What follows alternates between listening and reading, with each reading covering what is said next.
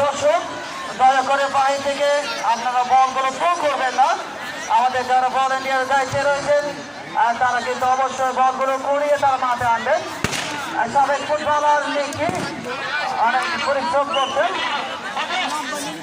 আসসালামু আলাইকুম সুপ্রিয় দর্শক মন্ডলী, শহীদ শফিকুল আলম বাবলু স্মৃতি আয়োজিত প্রথমবারের মতো আজকের এই আয়োজনের দ্বিতীয়ার্ধে আমি লুৎফুর রহমান আরমান স্বেচ্ছা কলোনি সংঘের মাঠ প্রাঙ্গণ থেকে আপনাদেরকে জানাই সাদর সম্ভাষণ।